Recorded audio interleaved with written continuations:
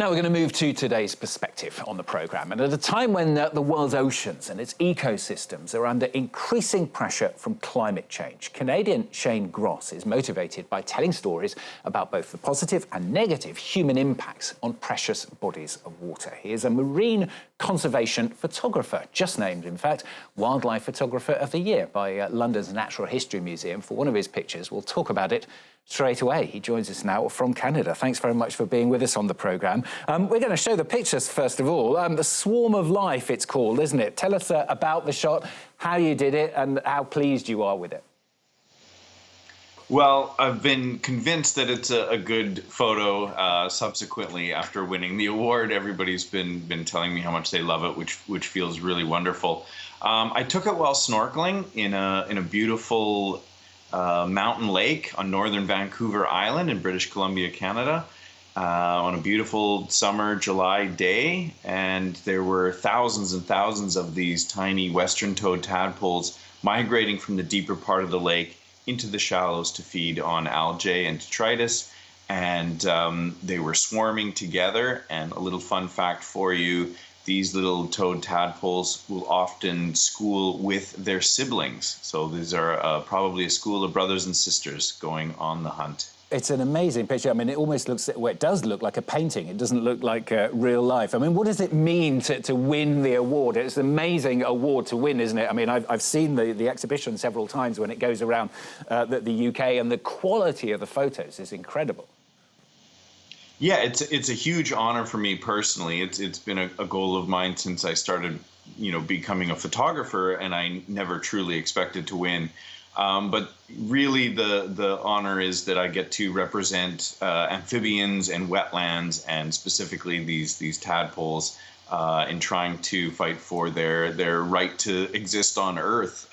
We are encroaching on their territories and spreading viruses and anything that we can do to bring some attention to them is a huge win.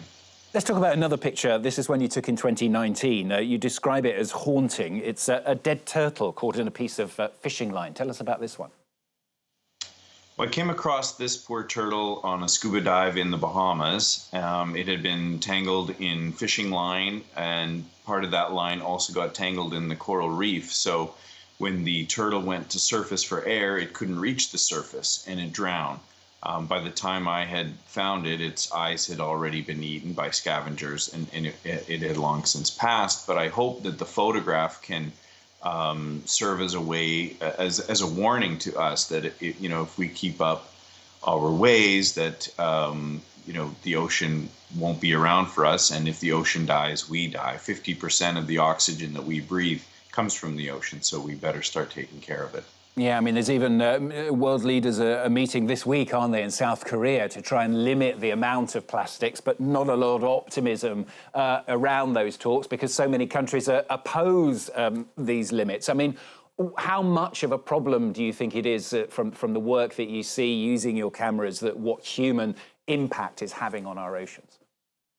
I mean, I'm 39 years old. I hope that's not considered to be too old, but even in my lifetime, I have seen changes. So we extract that out to a geological time scale, and I mean, we are destroying the oceans as swiftly and efficiently as we possibly could. If we drew up a plan, we probably couldn't do as good a job as we're doing when you combine plastic pollution, overfishing, heavy chemicals, climate change, ocean acidification.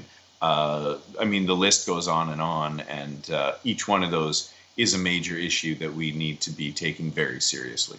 We're continuing to see some of your other pictures as well while we're talking here. I mean, tell us why you think what you do helps people, perhaps to put into perspective a little bit about what needs to be done.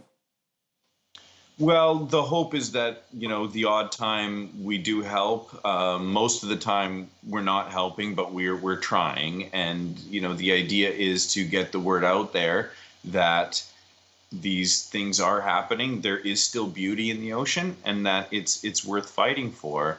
And there have been the odd occasion during my career where my images have been a part of a campaign that was successful to protect a place, to protect a species, and that makes it all worth it. I don't think that what I do is the most important thing in the world, but it's what I'm good at, and so I'm going to use what I'm good at to try to do my best to help. And obviously, it's not just a case of turning up with a camera, is it? I mean, you have to do an awful lot of research beforehand to work out where to go in the first place, and then, you know, really kind of analyse the area to work out how to get the best picture. Absolutely. It takes a ton of research beforehand, and, you know, it's often focusing more on storytelling than it is about a single image. It's almost like trying to make a documentary film, but using still photographs. I happen to be a fan of still photographs. I think there's still a place for them in this world. I think they invite you to stop and think. Not that documentaries aren't also incredibly important. They are. But I hope that, you know, my images can shed some light and inspire some people to fall in love with the ocean like I did, because I believe the only way we're going to save the ocean is if we give it some love. I'm just watching some of the pictures go through, and the thing that really strikes me with them is not just the creatures themselves, but the light as well, because that's crucial, isn't it? What time of day, what kind of weather presumably there is outside, all that kind of thing comes into play as well. Yes, absolutely. You know, you're right. It's not always only about the subject that makes a great photograph. It's about everything else.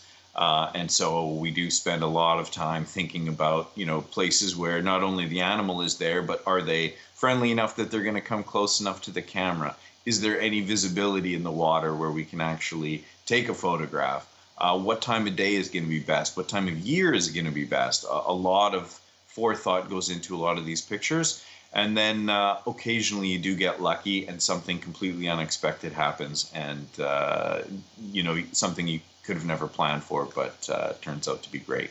Yeah, I can imagine. Seeing you there sitting in your, I don't know what that is, a study or a workshop, you call it, behind you. I mean, you've obviously got an awful lot of technical equipment, and that must be vitally important as well. It's not just getting the light right, getting the photo right, but getting the equipment that you need right, too, to take it. Yes, unfortunately, it is an equipment-heavy task. We do need a lot of very expensive gear, unfortunately, which makes our jobs that much more difficult. But it's what we need. I mean, we're going underwater where salt water corrodes everything, where we can't breathe. It's almost like we're going into outer space, except we actually get to meet aliens when we get down there. Just finally, I mean, you know, we have an awful lot of negative, tough news that we're constantly talking about here on France 24 and on other major channels as well to do with the environment. I mean, do you have any hope at all, or do you think we're on a slippery slope, not to the end, but, you know, to the destruction of a lot of the marine habitats that you're picturing, and not just underwater, but above the water as well? Absolutely. I mean, it's something that I struggle with every day, because these are things that I'm looking into every day. And the honest truth is that I have hope, but only on a long time scale. I think that there's going to be a lot of suffering in the meantime for animals, but also for humans. And so I think the urgency to tackle these issues, although it's not at the front of the news as much anymore, I think it's the most important issue of our time. Well, thanks for talking to us. Thanks for staying up very late where you are, and thanks for showing us your pictures. Enjoyed them very much. Shane Gross there, the winner of the Wildlife Photographer of the Year 2024. Thanks once again. Thanks so much for having me.